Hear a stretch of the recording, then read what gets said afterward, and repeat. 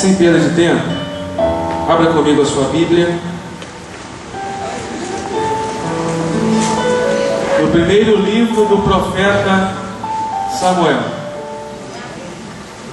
Primeiro livro do profeta Samuel, capítulo de número 16.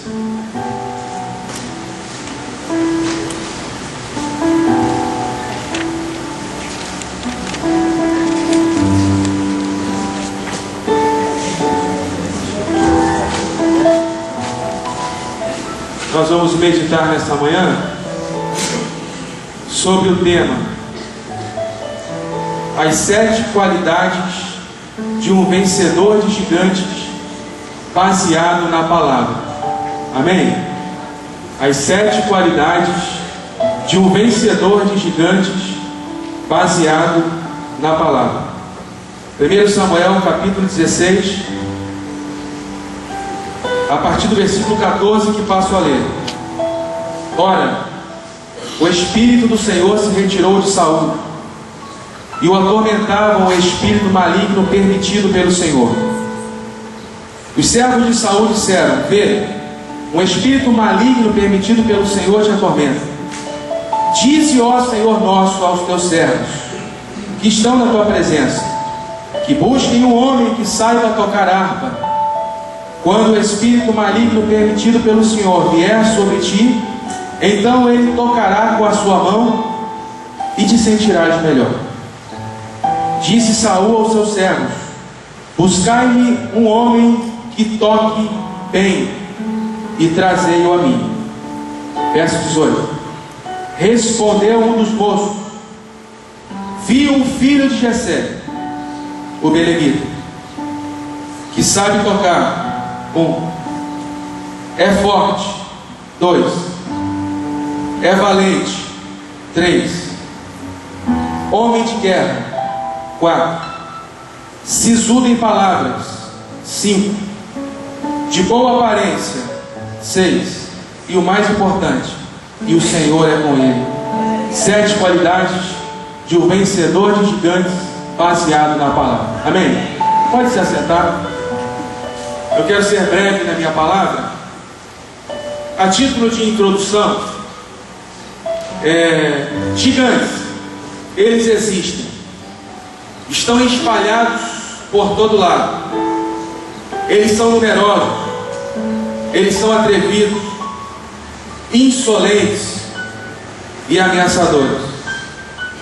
Alguns são circunstanciais, por exemplo, casamento desfeito, um noivado rompido, uma crise financeira, uma enfermidade grave, problemas que se levantam em nossa vida e nos intimidam, situações que fogem ao nosso controle.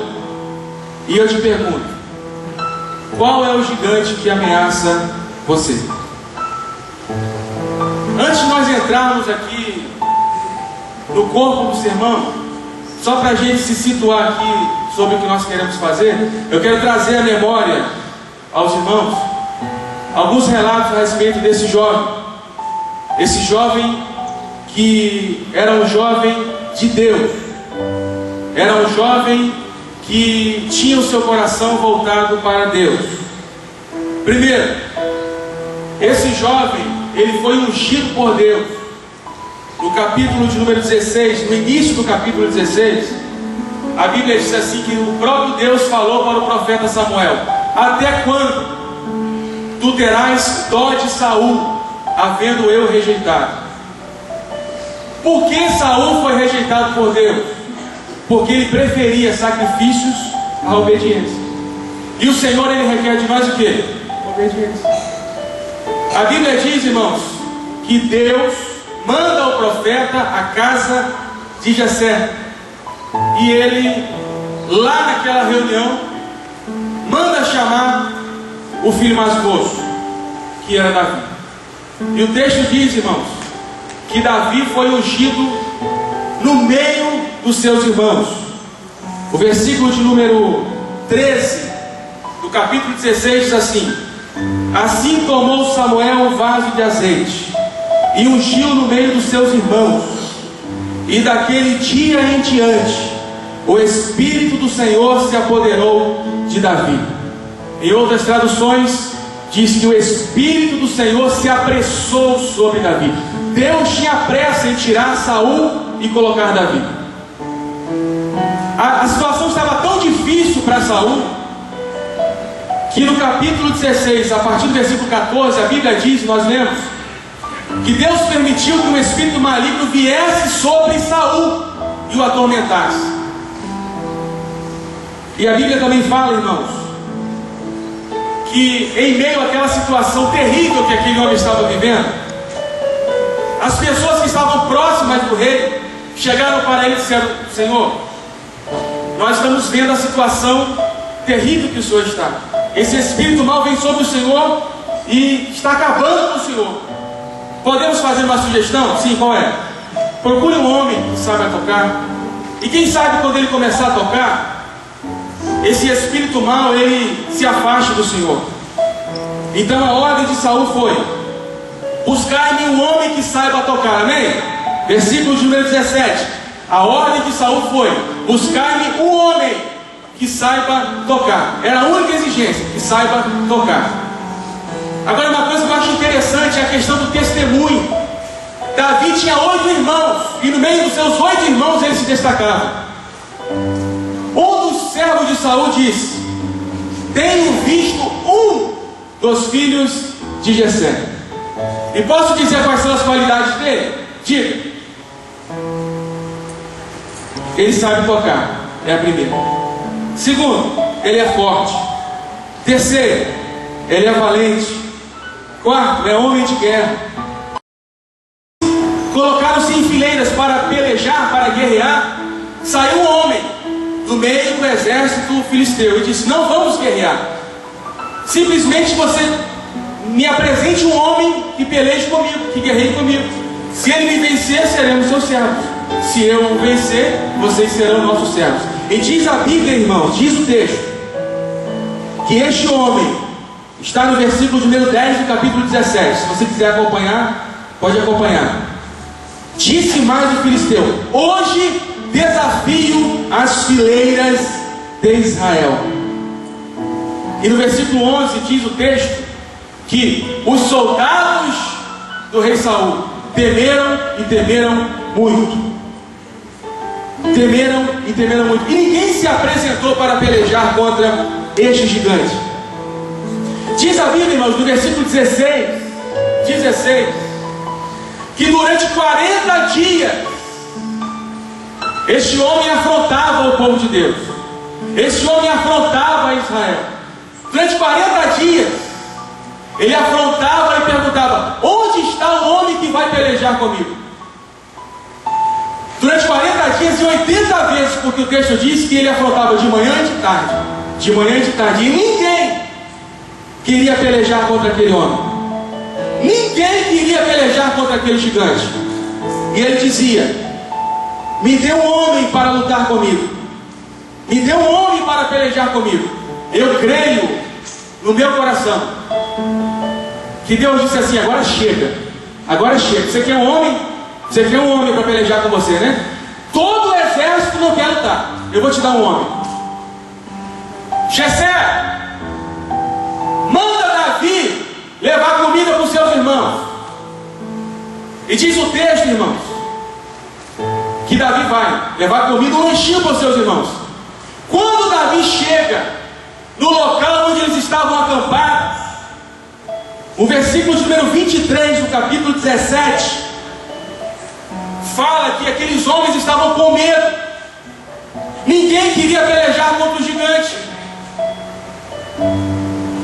E Davi estava chegando naquele momento, quando o gigante saiu para afrontar o povo de Deus.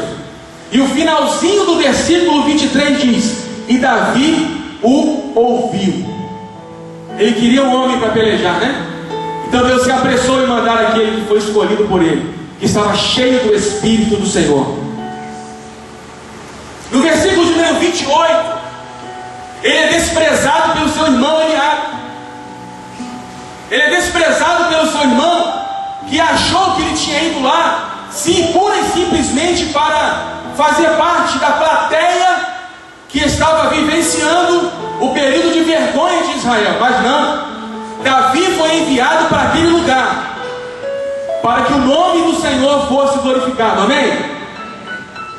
O versículo de número 28, o próprio irmão de Davi diz para ele: com quem você deixou aquelas poucas ovelhas no deserto?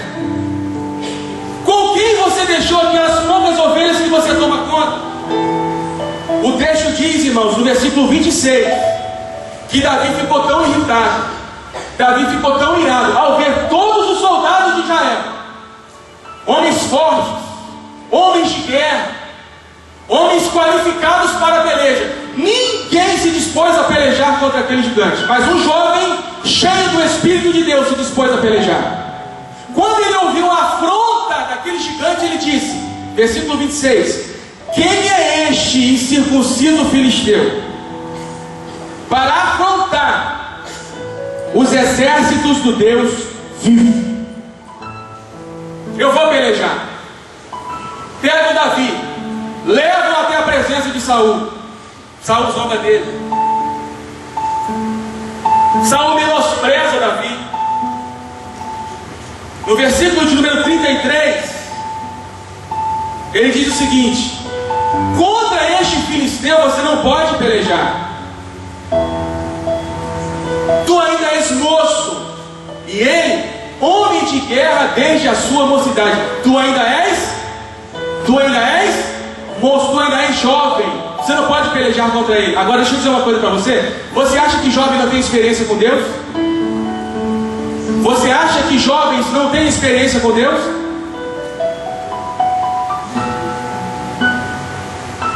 Davi relata agora as experiências que ele vivenciou sem que ninguém estivesse vendo.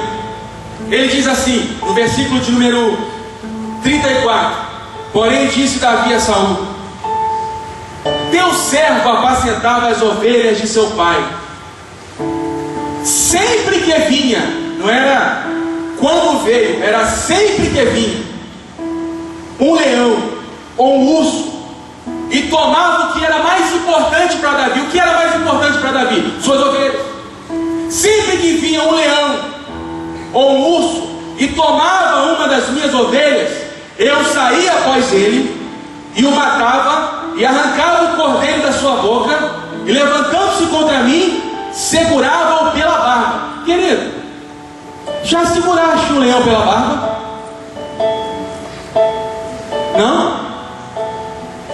Já seguraste um leão pela juba? Não, já que não seguraste um leão pela juba, nem pela barba, um urso já seguraste. Não? Pois é, este era o preparo de Davi. Toda vez que via um leão e um urso, eu livrava, eu segurava. Sabe por quê? Ele era corajoso. Tem homem que tem medo de barata, irmão. Dizer que falar de um urso, de um leão. 36. O teu servo matava assim o leão como o urso. Este incircunciso filisteu será como um deles, porque afrontou. Irmãos, Davi tomou parte na afronta que estava sendo direcionada a Deus. O que eu entendo com isso? Jovem, você é responsável pela adoração a Deus, amém? Aquele homem estava afrontando, aquele homem estava difamando, aquele homem estava diminuindo o próprio Deus. Mas Davi, cheio do Espírito de Deus, disse: quem é este para afrontar o Deus dos exércitos de Israel? O texto diz, irmãos, que Davi relata suas experiências.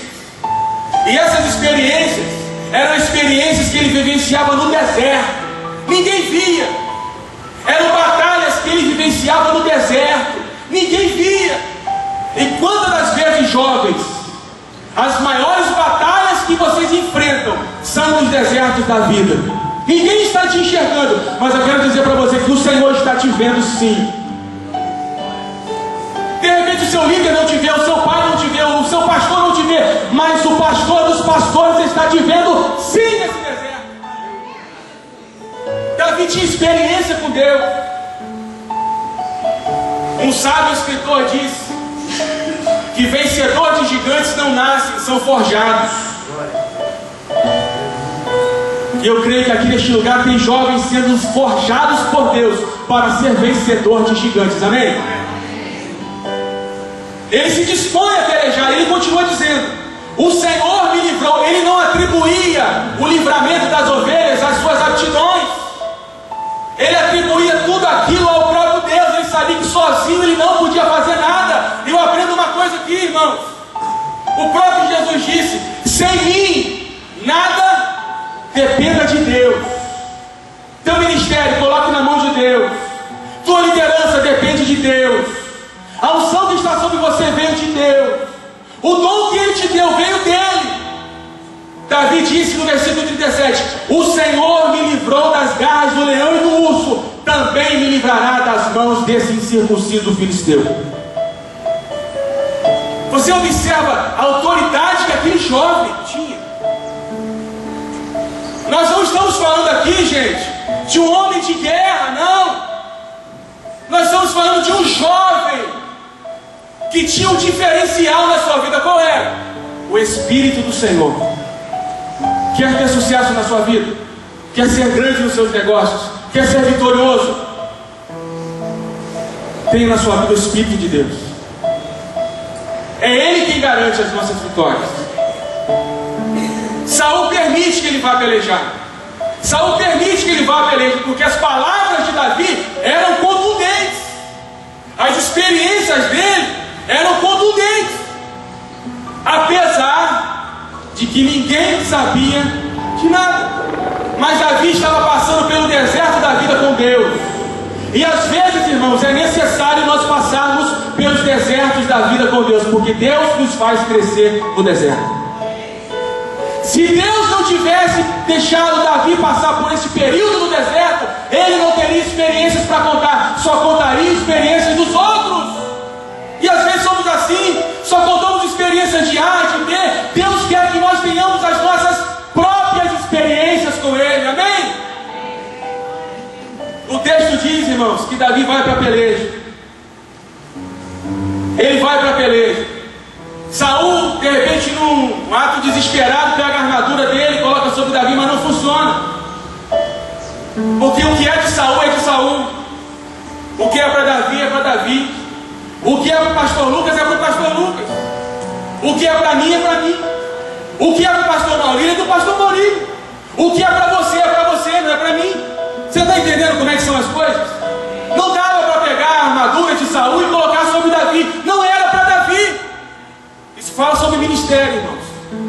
Quem tem ouvido, ouça o que o Espírito diz à igreja. Amém?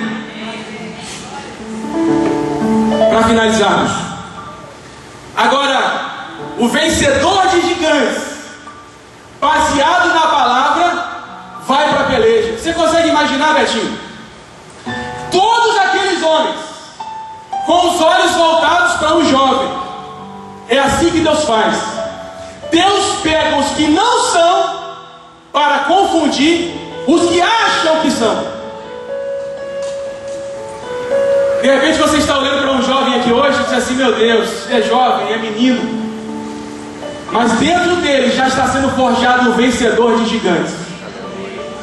A alma dele já é alma de guerreiro e vai fazer muito mais do que aqueles que já estão alistados no exército há muitos anos.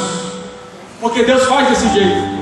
Ele vai para a peleja. E quando ele vai para a peleja, algo interessante acontece. Porque observe, o próprio irmão de Davi tenta humilhar. O próprio Saul vem menosprezá-lo. Agora o próprio gigante se levanta contra ele para colocá-lo lá na lona, lá no chinelo. O texto diz, irmãos, no versículo 42: olhando o filisteu e vendo a Davi, o desprezou, porque era moço, ruivo e de boa aparência. Olha para cá. Tem jovem aqui que não tem aparência de guerreiro, mas o interior dele é de guerreiro. Amém? Às vezes você olha para onde e diz: meu Deus, mas não tem aparência. Davi também não tinha, tanto que o gigante o menosprezou. Não subestime essa juventude. Eu estava lendo o material que o pastor Lucas mandou para mim, e nós temos o costume de falar, né, irmãos? Essa é a igreja de amanhã. Os jovens são a igreja de amanhã. Espera aí, vamos raciocinar. Pastor auxiliar da igreja, tem quantos anos? 3.3. Jovem. Ministério de louvor da igreja é composto de quê? Quase 100% de jovens. Te deu moral e idade. Ministério de teatro, quase todos jovens. Te deu moral e Didi. Coreografia, a maioria jovens. Aí eu pergunto para você, eles são a igreja de amanhã ou são a igreja de hoje? Vamos pensar, irmãos, amém? Já vou concluir. Aí, irmãos, olha só que interessante. Davi vai para a peleja. E o gigante, literalmente era gigante. E eu quero fazer um paralelo aqui entre Golias, o gigante, e Davi. Vamos falar um pouquinho sobre as armaduras de Davi e as armaduras do gigante. Eu disse aqui para os irmãos que no versículo 42 o filisteu desprezou Davi porque era ruivo e de boa aparência. Ele ainda disse: sou eu algum cão para tu vires a mim com paus? E o filisteu, pelos seus deuses, o amaldiçoou. No versículo 44 ele disse a Davi: vem a mim e darei a tua carne às aves do céu e às bestas do campo. Palavra que ele continuava afrontando. Você está pensando que ele desiste? Não.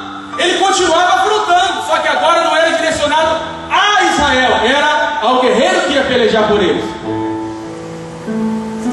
Aí nós vamos fazer um paralelo aqui entre Golias e Davi. Golias, mais ou menos 3 metros de altura. Davi, 1,69. Golias, armadura de bronze escamada, mais ou menos 80 quilos. Davi, roupa de pastor, 1,2 kg. Golias, ponta da lança de Golias, 12 quilos. Davi, 5 pedras lisas, 3 quilos.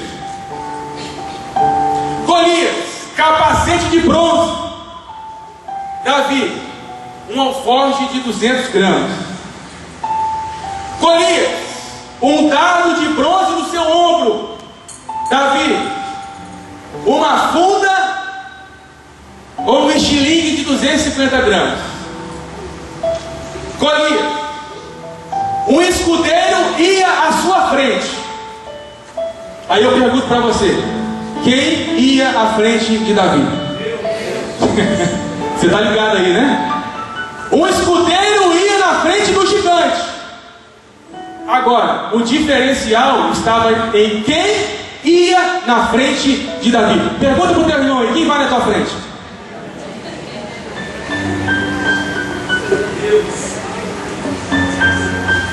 Irmãos,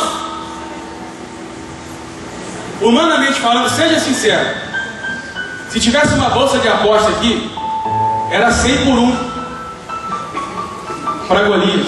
Quem é que ia apostar em Davi, gente? Fala sério. Golias era homem de guerra desde a sua mocidade. Davi, pastor de ovelha. E diz o texto, irmãos, que Golias afrontou Davi, desprezou Davi. Agora, eu quero crer que esta situação aqui era simplesmente mais uma rotineira para Davi. Sabe por quê? Ele já estava acostumado a enfrentar leões e ursos. Como é que eu entendo isso? A partir do versículo 45 ele diz: olha a autoridade de um jovem cheio do Espírito de Deus, o que ele fala. Disse Davi ao filisteu: tu vens a mim com espada, com lance e com escudo, mas eu vou a ti em nome do Senhor dos exércitos, o Deus dos exércitos de Israel, a quem tens afrontado. Hoje mesmo o Senhor te entregará na minha mão, e te ferirei, tirarei a sua cabeça. Os cadáveres do arraial dos filisteus darei hoje mesmo às aves do céu e às bestas da terra, e toda a terra saberá que há Deus em Israel. Por isso Deus se apressou em mandar sair para Belém, porque estava sendo afrontado o próprio oração. Agora é para Saul e para os soldados, que o Senhor salva, não com espada, nem com lança, pois do Senhor é a guerra, e Ele vos entregará nas nossas mãos. Pronto, estava instalado a guerra. Quando ouviu essas palavras, Golias ficou desesperado, ficou parecendo um touro bravo, e partiu para cima de Davi. Partiu para cima dele. E Davi, com muita calma,